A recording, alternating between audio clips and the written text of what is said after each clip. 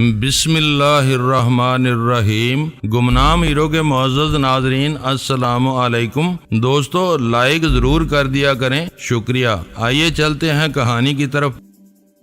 تمہیں جو انعام میم صاحب سے ملتا تھا وہ ہم نہیں دے سکتے تھے، ہم نے تمہیں تمہاری وفاداری کو دیکھ کر رکھا تھا۔ جاؤ محمد خان، ہم تم پر اعتبار کرتے ہیں، رات کو جدھر چاہو چلو پھرو، آئندہ کمروں میں نہ جھانکنا، یہ بہت بری حرکت ہے۔ میں سر سے پاؤں تک اس طرح ہل گیا جیسے میرے جسم میں ایک گولا پھٹا ہو۔ میں نے کچھ بھی نہ سوچا، میں بتا نہیں سکتا کہ میرے اندر وہ کیسی طاقت تھی جو مجھ سے فیصلے اور ان پر عمل کراتی تھی۔ نہیں صاحب بہادر، میں نے کسی سوچ اور ارادے کے بغیر کہا، میں ابھی نہیں جاؤں گا، آپ خطرے میں ہیں، میں آپ کو اس خطرے میں چھوڑ نہیں سکتا۔ آپ مجھ پر اعتبار کرتے ہیں اور مجھے وفادار سمجھتے ہیں، میں آپ پر ثابت کروں گا کہ میں وفادار ہوں۔ مجھ پر جذبات کا قبضہ ہو چکا تھا، میری زبان میری عقل سے آزاد ہو کر چل رہی تھی، میری زبان سے یہ الفاظ نکل گئے، میں دھوکہ نہیں دیا کرتا، میں نے دھوکے میں کبھی کسی کو قتل نہیں کیا، میں نے جسے بھی قتل کیا ہے للکار کر اور خبردار کر کے کیا ہے۔ اچانک میری زبان رک گئی۔ کرنل نارتھ مجھے حیرت سے دیکھ رہا تھا۔ تم نے کسے قتل کیا ہے محمد خان؟ کرنل نارتھ نے حیرت کے لہجے میں پوچھا۔ میری ٹانگیں لڑکھڑائیں اور مجھے کمرہ گھومتا ہوا محسوس ہوا، میری زبان سے جو تیر نکل گیا تھا وہ واپس نہیں آ سکتا تھا، میں نے پلٹا کھایا۔ صاحب بہادر، میں نے کہا، میں بیوقوف آدمی ہوں، معلوم نہیں منہ سے کیا کچھ نکل جاتا ہے۔ آپ مجھ سے پہلے وہ باتیں سنیں جو آپ کے متعلق ہیں۔ کیا آپ جرمنی کے جاسوس ہیں؟ کیا بکتا ہے جوان؟ کرنل نارتھ نے چونک کر کہا، میں انگریز ہوں اور جرمنی کو اپنا دشمن سمجھتا ہوں۔ تم نے یہ بات کیوں کہی ہے؟ میں نے یہ بات اس لیے کہی ہے کہ مجھے انٹیلیجنس نے یہ ڈیوٹی دی ہے کہ میں آپ کی مخبری کروں۔ میں نے کہا، میں یہی ڈیوٹی پوری کرنے کے لیے اس وقت آپ کے برآمدے میں آیا تھا۔ میں نے آپ کو پہلے جو وجہ بتائی ہے وہ میں نے جھوٹ بولا تھا، مجھے پکا یقین ہے کہ آپ جاسوس ہیں۔ میں نے کل بھی برآمدے میں آ کر دیکھا تھا، پھر ایک ہندوستانی آپ کے کمرے سے نکل کر گیا تھا، میں اس کے پیچھے گیا اور اس کا گھر بھی دیکھ آیا ہوں۔ کیا تم نے انٹیلیجنس کو یہ رپورٹ دے دی ہے؟ کرنل نارتھ نے پوچھا۔ ہاں صاحب بہادر، میں یہ رپورٹ دے آیا ہوں، میں نے جواب دیا۔ انٹیلیجنس کے ایک آدمی کو میں نے اس کا گھر دکھا دیا ہے۔ میرے ساتھ آپ غلط بات نہ کریں صاحب بہادر، آپ جرمنی کے جاسوس ہیں، آپ کی ماں جرمن تھی اور باپ انگریز۔ مجھے بالکل ٹھیک بات بتا دیں تاکہ میں آپ کو خطرے سے بچا کر رکھوں۔ میں آپ کے لیے اپنی جان بھی قربان کر دوں گا۔ اگر آپ انگریز ہیں اور جرمنی کے جاسوس ہیں تو بھی میں صاف الفاظ میں بتا دیتا ہوں کہ مجھے انگریزوں کے ساتھ کوئی دلچسپی نہیں، مجھے کسی کے ساتھ دلچسپی نہیں، میں صرف اس کا ہوں جو میرا ہے، میں اس کے ساتھ وفا کرتا ہوں جو میرے ساتھ وفا کرتا ہے۔ تم انٹیلیجنس ہیڈ کوارٹر تک کس طرح پہنچے تھے؟ کرنل نارتھ نے پوچھا۔ میں آپ کو صحیح جواب نہیں دے سکتا صاحب بہادر، میں نے کہا، مجھے بلایا گیا تھا، ایک انگریز سارجنٹ اور 2 انگریز سپاہی تھے اور ان کے ساتھ ایک ہندوستانی تھا۔ وہ مجھے پولیس ہیڈ کوارٹر میں ایک انگریز میجر کے پاس لے گئے تھے، اسے معلوم تھا کہ میں آپ کی میم صاحب اور کیپٹن ایڈیسن کو پکڑوایا تھا۔ آپ نے جس طرح مجھے دیانتداری اور وفادار سمجھا ہے اسی طرح اس میجر نے بھی مجھے وفادار سمجھا تھا۔ میرا خیال ہے کہ انہیں میرا یہی وصف اچھا لگا ہے۔ میں آپ کو یہ یقین دلاتا ہوں کہ میں خود وہاں نہیں گیا تھا، میں نے آپ کے ساتھ بے وفائی سوچی بھی نہیں تھی۔ صاحب بہادر، ہم ہندوستانی ہیں، آپ بادشاہ ہیں، ہم انگریز افسروں سے ڈرتے ہیں، تمہیں ڈرنا نہیں چاہیے محمد خان، کرنل نارتھ نے کہا۔ ہم تمہاری حفاظت کریں گے، اس کے ساتھ ہی ہم تمہیں یہ بھی بتا دیتے ہیں کہ انٹیلیجنس کے میجر کا کام اگر تم نہیں کرو گے یا تم سے غلط رپورٹیں دیتے رہو گے تو وہ تمہیں کوئی سزا نہیں دے سکتا۔ اگر تم ہمارے ساتھ دھوکہ کرو گے تو قتل ہو جاؤ گے۔ کیا تم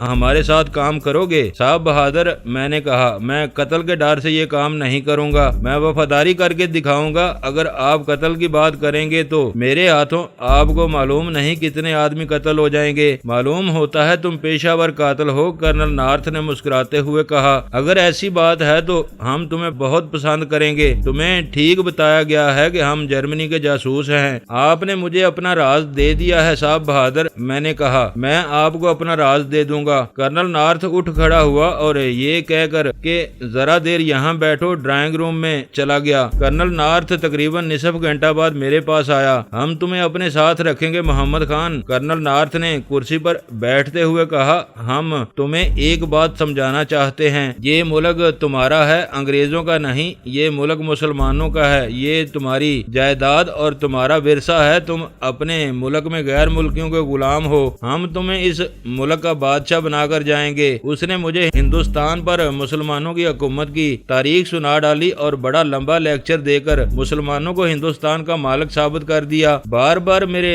دل میں آئی کہ اسے کہوں کہ صاحب بہادر مجھے ہندوستان کی بادشاہی کی ضرورت نہیں، میں تو منزل بھٹکنے والا مسافر ہوں، میری کوئی منزل نہیں، کوئی پناہ نہیں۔ لیکن میں اتنے بڑے صاحب بہادر کے آگے نہ بول سکا۔ اور وہ کون سا راز ہے جو تم مجھے دینا چاہتے ہو؟ اس نے پوچھا۔ ڈرتا ہوں صاحب بہادر، میں نے کہا، آپ مجھے گرفتار کرا دیں گے، میں آپ کے قانون کا مفرور مجرم ہوں۔ انگریز کے قانون کا کہو محمد خان، کرنل نارتھ نے کہا۔ ہم تمہیں بتا چکے ہیں کہ انگریز ہمارا دشمن ہے۔ اگر تم نے انگریز کا قانون توڑا ہے تو ہم بہت خوش ہیں، اب تم ہمارے دوست ہو۔ میں اس قصے کو مختصر کر کے سنا دیتا ہوں۔ کرنل نارتھ جو انگریزوں کی فوج کا کرنل اور جرمنوں کا جاسوس تھا، کوئی معمولی آدمی نہیں ہو سکتا تھا۔ اس کے دماغ تک عام ذہن کا کوئی آدمی نہیں پہنچ سکتا تھا۔ میں بڑی اچھی طرح سمجھتا تھا کہ اس نے مجھ سے ڈر کر مجھے اپنا راز نہیں دے دیا تھا۔ اس نے جو کچھ بھی سوچ کر فیصلہ کیا تھا، اس سوچ کو میرا دماغ سمجھنے کے قابل نہیں تھا۔ میں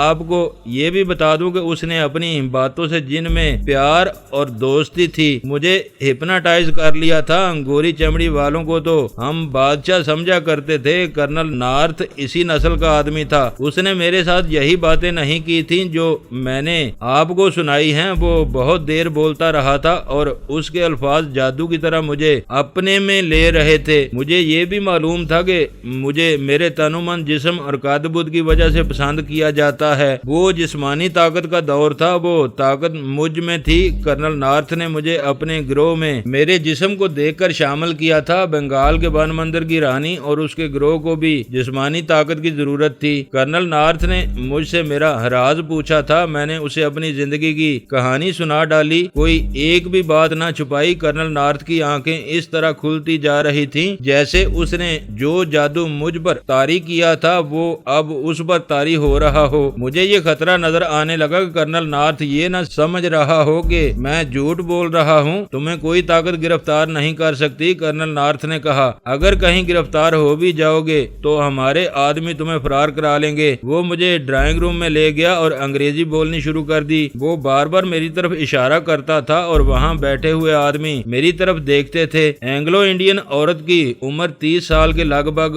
ہوگی۔ وہ خوبصورت عورت تھی، مجھے دیکھ کر مسکراتی تھی۔ میرے اندر اہمیت کا احساس پیدا ہوتا جا رہا تھا۔ کرنل نارتھ نے مجھے کہا میں 1-2 دنوں کے وقفے سے انٹیلیجنس ہیڈ کوارٹر میں چلا جایا کروں اور وہاں کچھ نہ کچھ رپورٹ دے دیا کروں۔ اس نے مجھے بتایا کہ میں کس قسم کی رپورٹیں دیا کروں۔ میں اب جرمنی کا جاسوس تھا، لیکن میرے دل میں نہ انگریزوں کی دشمنی تھی نہ جرمنوں کی محبت۔ کرنل نارتھ اور اس کے 3-4 ساتھیوں نے میری کایا پلٹ ڈالی۔ میں پہلے کی طرح نمائشی اردلی تھا۔ ظاہری طور پر میری اس حیثیت میں کوئی فرق نہ آیا۔ میری رہائش اسی کوارٹر میں رہی جس کا صرف ایک کمرہ تھا۔ اس کے آگے برآمدہ اور چھوٹا سا صحن تھا، لیکن میرے پاس اتنی زیادہ رقم آ گئی تھی جس کے متعلق مجھے پتہ ہی نہیں چلتا تھا کہ کہاں خرچ کروں۔ تیسری چوتھی رات اینگلو انڈین عورت نے، جس کا نام میرینا تھا، مجھے بنگلے میں بلایا اور الگ بٹھا لیا۔ تم نے اپنی بیوی کو قتل کر دیا تھا، اس نے کہا۔ کیا تم محسوس نہیں کرتے کہ تمہاری بیوی ہونی چاہیے؟ ہونی تو چاہیے، لیکن میں اسے رکھوں گا کہاں؟ میں نے کہا۔ میں نے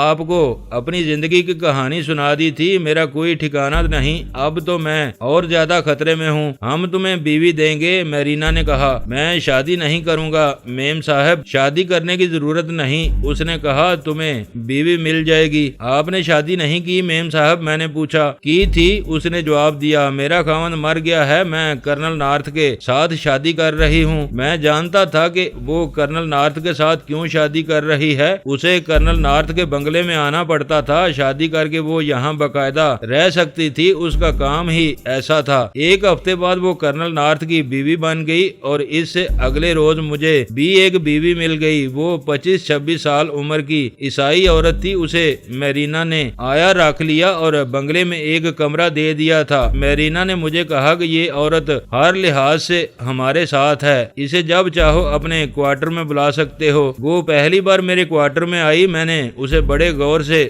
دیکھا۔ اس کا رنگ سفیدی مائل گندمی تھا، اس کے نقش و نگار اچھے تھے، چہرے پر جوانی کی رونق اور جسم کی ساخت میں کشش تھی۔ اس کی سب سے بڑی خوبی تو یہ تھی کہ وہ جوان عورت تھی اور میرے پاس تنہا تھی۔ میں بجا طور پر اس خوش فہمی میں مبتلا تھا کہ میری زندگی میں جو بھی عورت آئی وہ کھینچی ہوئی آئی تھی۔ ان عورتوں نے مجھے بے تابی سے چاہا، وہ سب اس آیا سے جس کا نام روزی تھا کہیں زیادہ خوبصورت تھیں، زیوراں ان سے کم حسین نہیں تھی۔ مجھے میم صاحب نے تمہارے پاس بھیجا ہے، روزی نے بڑے ہی سنجیدہ لہجے میں کہا۔ ہاں روزی، میں نے مسکرا کر کہا، مجھے معلوم ہے تمہیں میم صاحب نے شاید اسی لیے ملازمت دی ہے، میں تمہیں نہیں جانتی تم کیسے آدمی ہو۔ اس نے کہا، سب آدمی ایک جیسے ہی ہوتے ہیں، میں تمہیں ایک بات بتا دینا چاہتی ہوں، مجھے آدمی اچھے نہیں لگتے۔ کیا میں بھی تمہیں اچھا نہیں لگتا؟ نہیں، اس نے اداس سی سنجیدگی سے کہا، میں میم صاحب کا حکم پورا کرنے آئی ہوں۔ میم صاحب نے میری جو تنخواہ مقرر کی ہے وہ مجھے اور کہیں سے نہیں مل سکتی۔ انہوں نے مجھے بتا دیا تھا کہ میرا کام کیا ہوگا، میں نے مجبوری کے تحت یہ کام بھی قبول کر لیا ہے۔ میں تمہیں یہ کہنا چاہتی ہوں کہ میں اپنا جسم لائی ہوں اور مجھے اپنے جسم سے بھی نفرت ہو گئی ہے، میرے تو جذبات بھی مر گئے ہیں۔ تم شادی شدہ نہیں ہو، طلاق لے لی ہے؟ اس نے کہا، میرے خاوند کو شراب اور چرس پینے کی لت پڑ گئی تھی، اس نے نوکری چھوڑ دی تھی اور مجھے کہتا تھا کہ تم نوکری کرو۔ میں نے اسے کہا کہ میں نوکری کروں گی لیکن اس شرط پر کہ میں اپنے ماں باپ کو کچھ پیسے دیا کروں گی۔ اس نے کہا کہ تم میری بیوی ہو، تمہاری آمدنی میرے گھر میں خرچ ہوگی۔ میں تو اس سے تنگ آئی ہوئی تھی، میں نے اسے طلاق لے لی۔ تمہارا باپ کوئی کام نہیں کرتا؟ وہ سائنس تھا، روزی نے جواب دیا، بڑے اچھے پیسے کما لیتا تھا، بڑا اچھا سوار تھا، پولو کھیلتا تھا، لیکن 4 سال گزرے وہ اپنے صاحب کے گھوڑے کو باہر لے گیا۔ گھوڑا اونچی رکاوٹوں کو بھی پھلانگ جاتا تھا مگر اس روز گھوڑا ایک رکاوٹ کو پھلانگ کر آگے گیا تو اس کی اگلی ٹانگیں دوہری ہو گئیں اور گھوڑا منہ کے بل گرا۔ میرا باپ اس طرح گرا کہ گھوڑا تیزی سے اٹھا تو اس کا ایک پاؤں میرے باپ کے گھٹنے پر اور دوسرا دائیں کوہنی پر پڑا۔ گھٹنے اور بازو کے جوڑوں کی ہڈیاں ایسی بری طرح ٹوٹ گئیں کہ جوڑ نہ سکیں۔ باپ ہمیشہ کے لیے بیکار ہو گیا۔ میری ماں 8-9 سال ہوئے اندھی ہو گئی تھی۔ میری شادی ہوئی تو خاوند نے کہا تھا کہ وہ میرے باپ کو مالی سہارا دیتا رہے گا مگر نشے نے اسے نہ نوکری کے قابل چھوڑا نہ وہ میرے قابل رہا۔ میرا دل شادی سے ایسا اچاٹ ہوا کہ میں طلاق لے کر دن رات اپنے معذور ماں باپ کی خدمت کرنے لگی۔ میرے باپ نے اس انگریز سے جس کا وہ سائز تھا کہا، وہ جوانی میں ہندو مذہب چھوڑ کر اپنی بیوی سمیت عیسائی ہو گیا تھا۔ میرا باپ غریب آدمی تھا، اسے بڑے حسین خواب اور سبز باغ دکھا کر عیسائی بنایا گیا تھا لیکن وہ معذور ہوا تو کسی نے مدد کے طور پر ایک پیسہ نہ دیا۔ اس کے انگریز مالک نے اسے صاف جواب دے دیا۔ جب میں نوکری کرنے نکلی تو مجھے پتا چلا کہ میں جوان ہوں اور میری شکل و صورت اتنی اچھی ہے کہ ہر مرد میری خواہش کرتا ہے۔ مجھے نوکری مل گئی، پھر میں نے 2 بنگلوں میں نوکری کی۔ ہر جگہ مجھے دوسرے کاموں کے ساتھ ساتھ مالک کی بے نکاحی بیوی بھی بننا پڑا۔ آخر مس میرینا نے مجھے اپنے پاس رکھ لیا۔ اس نے مجھے کسی اور طرح استعمال کیا، وہ استعمال یہی ہے جس کے لیے اس نے مجھے تمہارے پاس بھیجا ہے۔ کیا تمہیں معلوم ہے کہ میرینا درپردہ کیا کرتی ہے؟ میں نے پوچھا۔ بڑی اچھی طرح معلوم ہے، روزی نے جواب دیا۔ مجھے یہ بھی معلوم ہے کہ ان لوگوں نے تمہیں بھی اپنے ساتھ ملا لیا ہے۔ دیکھو محمد خان، میں یہ کام پیسے کی خاطر کر رہی ہوں، اپنے معذور باپ اور اندھی ماں کے لیے ایسی طوائف بنی ہوئی ہوں جسے کوئی طوائف نہیں کہتا، لیکن میرا کام صرف یہ نہیں، میں مردوں کو انگلیوں پر نچا دیا کرتی ہوں۔ ان باتوں کو چھوڑو کہ میں کیا کرتی ہوں اور کیا کر سکتی ہوں۔ میں تمہیں یہ کہنا چاہتی ہوں کہ حکم کے مطابق تمہارے پاس اپنا جسم لائی ہوں، میں اپنی مرضی سے نہیں آئی، میرے دل میں تمہاری ذرا سی بھی چاہت نہیں۔ اگر تم سمجھتے ہو کہ تم بڑے خوبصورت اور تن ہنرمند جوان ہو اور میں تمہارے پاس آ کر بہت خوش ہوں گی تو یہ خیال دل سے نکال دو، میں تمہارے پاس ہنسنے کھیلنے اور پیار محبت کرنے نہیں آئی، میں مزدوری کرنے آئی ہوں، پھر تم کرنل صاحب کے لیے خطرناک ثابت ہو سکتی ہو۔ میں نے کہا تم روپے پیسے کے لالچ میں انہیں دھوکہ بھی دے سکتی ہو، میں کچھ کہہ نہیں سکتی کہ میں کیا کروں گی۔ اس نے رک کر اور سوچ کر کہا میرینا کو شاید میں دھوکہ نہ دے سکوں، یہ بات ضرور کہوں گی کہ میرے اندر وہ جذبات مر گئے ہیں جو میری اس عمر میں ہونے چاہیے۔ ان باتوں کو نہ چھیڑو محمد خان، مجھے عورت کی کوئی بھوک نہیں روزی، میں نے اسے کہا۔ میرینا میم صاحب نے مجھے کہا تھا کہ مجھے ایک بیوی کی ضرورت ہے، مجھے بیوی کی ضرورت نہیں، اتنا ضرور بتا دیتا ہوں کہ میں نے ایسی حسین عورتوں کو بھی ٹھکرایا ہے جن کے مقابلے میں تم کچھ بھی نہیں ہو۔ لیکن روزی میں یہ بات تانے کے طور پر نہیں کہہ رہا، تم اپنے دل میں میری محبت پیدا نہیں کر سکتی، لیکن میرے دل میں تم نے اپنی ہمدردی پیدا کر لی ہے۔ تم نے کہا ہے کہ تم مردوں کو انگلیوں پر نچا سکتی ہو، میرا خیال ہے کہ نہ تمہارا باپ معذور ہے نہ تمہاری ماں اندھی ہے، تم مجھ سے اپنا جسم بچانا چاہتی ہو۔ اگر یہی بات ہے تو میں تمہاری انگلیوں پر ناچنے کے لیے تیار ہوں، مجھے بالکل نہ بتانا کہ تم نے جھوٹ بولا ہے یا سچ۔ شاید تمہیں معلوم نہ ہو کہ کرنل ناتھ کی پہلی میم صاحب نے مجھے اپنے لیے ملازم رکھا تھا۔ میں زیادہ باتیں نہیں کروں گا روزی، تم یہ نہ سمجھو کہ میں تمہیں تانے دے رہا ہوں، تم جس طرح میرے پاس آئی ہو اسی طرح واپس چلی جاؤ۔ اگر میں اسی طرح واپس چلی گئی تو تم میرینا سے کہہ دو گے کہ میں نے اس کا حکم نہیں مانا، روزی نے کہا۔ نہیں، میں نے کہا تم اس کا فکر نہ کرو، میں اس کے سامنے تمہاری بہت تعریف کروں گا اور تمہاری ہمیشہ عزت کروں گا۔ میری ایک بات مانو محمد خان، روزی نے کہا، کسی وقت میرے گھر چلو پھر دیکھنا میں نے جھوٹ بولا تھا یا سچ۔ وہ کچھ اور کہنے لگی تھی لیکن اس کی آنکھوں میں آنسو آ گئے۔ مجھے ان لوگوں نے بہت زیادہ رقم دی ہے، میں نے اسے کہا، اگر تم چاہو تو یہ رقم مجھ سے لے لو، یہ میرے کسی کام کی نہیں، اس نے جواب دیا، میں رقم اس سے لیتی ہوں جس کا کوئی کام کرتی ہوں، ضرورت پڑی تو لے لوں گی، میں راتوں کو تمہارے پاس آتی رہا کروں گی۔ اگر تم آج کی طرح ہر رات مجھے یوں ہی واپس کر دیا کرو گے تو میں ساری عمر تمہاری احسان مند رہوں گی، لیکن میرینا سے یہ کہنا کہ اس نے تمہیں وفادار بیوی دی ہے، ایسے ہی کہوں گا روزی۔ میں نے کہا جاؤ آرام کی نیند سو جاؤ۔ وہ چل پڑی، دروازے میں رک کر اس نے میری طرف دیکھا، اس کے چہرے پر کچھ اور ہی تاثر تھا جو اس وقت نہیں تھا جب وہ میرے پاس آئی تھی۔ وہ ذرا سا رکی اور چلی گئی، مجھے بڑا ہی پیارا سا سکون محسوس ہوا، مجھے بڑی شدت سے محسوس ہونے لگا کہ میری ذات میں ایک انسان قید ہے، یہ وہ محمد خان ہے جو پولیس میں بھرتی ہونے سے پہلے ہوا کرتا تھا۔ کبھی گناہوں میں ڈوب کر میں خوش ہوتا تھا کہ میں نے اس محمد خان کو قتل کر دیا ہے، لیکن ایک معذور باپ اور اندھی ماں کی بیٹی کو رات کی اس تنہائی میں گھر سے اس طرح رخصت کر کے جس طرح کوئی پیاسا پانی کا بھرا ہوا پیالہ پیے بغیر واپس کر دے، مجھے روحانی سکون ملا اور وہ محمد خان جی اٹھا۔ میں اس محمد خان کو تصوروں میں اس طرح تھپکیاں دینے لگا جیسے ماں اپنے دودھ پیتے بچے کو گود میں لیے پیار کر رہی ہو، لیکن ایک بڑی خوبصورت چڑیل نے جھپٹا مار کر میری گود سے بچہ چھین لیا۔ وہ بڑی تیزی سے میرے کمرے میں آئی تھی، اس کے چہرے پر جوانی کا جوش تو تھا لیکن اس کے چہرے کو قہر اور غضب نے ڈراؤنی سی سرخی دے رکھی تھی۔ آؤ زیبرا، میں نے مسکراتے ہوئے کہا، اسے افیم پلا آئی ہو؟ یہ کون تھی؟ زیبرا نے دانت پیس کر دھیمی سی آواز میں پوچھا۔ کون؟ یہ جو ابھی تمہارے کوارٹر سے نکل کر گئی ہے؟ معلوم ہوتا ہے زیبرا، میں نے ہنستے ہوئے کہا کہ آج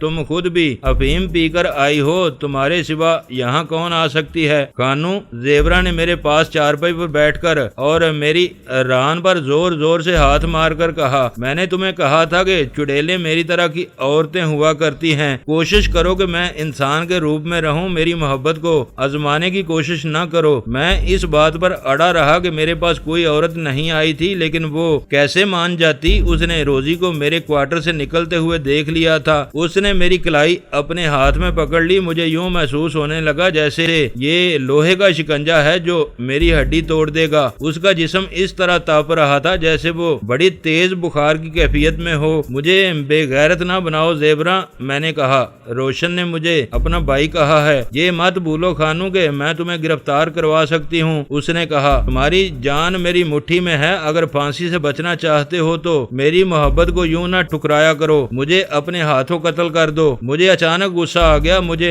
جب بھی کسی نے یوں چیلنج کیا تھا میں نے اسے منہ توڑ جواب دیا تھا، اور یہ بالکل نہیں سوچا تھا کہ مجھے للکارنے والا اپنا ہے یا پرایا۔ میں نے ایک جھٹکے سے اپنا بازو اس کے پنجے سے نکال لیا اور میں اٹھ کھڑا ہوا۔ تم مجھے گرفتار کروانا چاہتی ہو؟ میں نے دھیمی مگر قہر بھری آواز میں کہا۔ تم نہیں جانتی کہ میں نے کرنل نارتھ کی میم صاحب کو جیل خانے میں بھجوا دیا ہے۔ وہ کافی کی پیالی میں اپنے خاوند کو کچھ پلاتی تھی اور تم دودھ میں اپنے خاوند کو افیم پلا رہی ہو۔ میں تمہارے لیے قیامت کھڑی کر سکتا ہوں، تم اپنے بچوں کے لیے ترستی رہو گی، لیکن خانو ایسا بزدل نہیں کہ ایک عورت سے انتقام لے گا۔ یہ بھی سن لو زیبرا کہ میرے دل سے تمہاری محبت نہ کبھی نکلی ہے نہ کبھی نکلے گی، لیکن میں تمہاری اتنی خوبصورت یاد کو گلیز نہیں کرنا چاہتا، میں روشن کو دھوکہ نہیں دینا چاہتا، میں قاتل ہوں، فریب کار نہیں ہوں۔ تم جس وقت چاہو میرے پاس آ جایا کرو، مگر میں تمہیں یہ بتا دوں کہ تم جیسی آؤ گی ویسی ہی واپس چلی جایا کرو گی۔ وہ دیہاتی عورت تھی، وہ خیالوں کی گہرائیوں میں جانے کے قابل نہیں تھی، اس پر حیوانیت غالب تھی۔ اپنے جیسی ایک عورت کو میرے کمرے سے نکلتا دیکھ کر اس کی حیوانیت پر درندگی غالب آ گئی تھی۔ اس کے پاس شاید الفاظ نہیں تھے۔ وہ کچھ دیر چپ چاپ میرے منہ کی طرف دیکھتی رہی،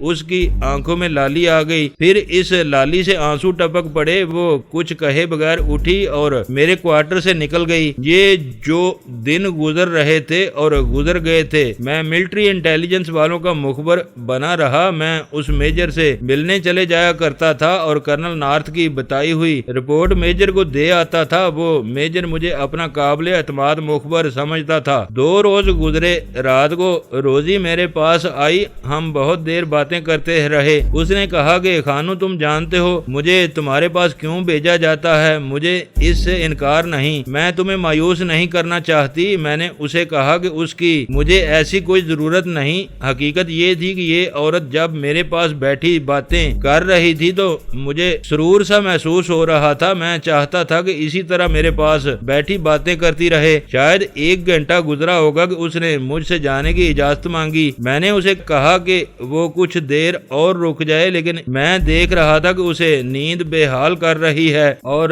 رات آدھی گزر گئی تھی۔ میں نے اسے کہا کہ وہ چلی جائے۔ وہ میرے کوارٹر سے نکل گئی۔ میں نے دروازہ بند کر کے چٹکنی چڑھا دی اور میں چارپائی پر آ کر لیٹ گیا۔ رات بالکل خاموش تھی۔ مجھے باہر کسی عورت کی بڑی زور کی چیخ سنائی دی۔ میں چارپائی سے اچھل کر اٹھا اور دوڑ کر باہر نکلا۔ بنگلے میں کرنل نارتھ اور اس کے 1-2 ساتھی ابھی تک جاگ رہے تھے۔ ادھر سے وہ دوڑے ہوئے آئے، وہ برآمدے سے نیچے اتر آئے۔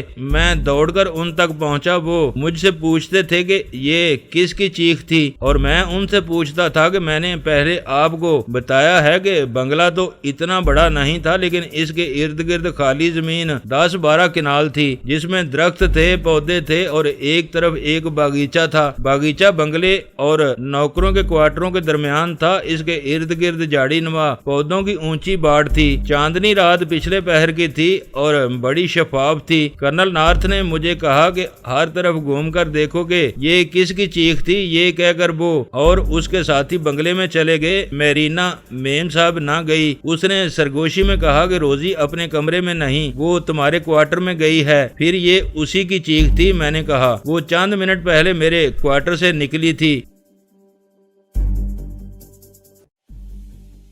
دوستو ویڈیو کو لائک ضرور کر دیا کریں۔ ISI پاک آرمی زندہ باد، پاکستان پائندہ باد۔ معزز ناظرین اپنا خیال رکھیے گا اور اپنے اس چینل کا بھی شکریہ۔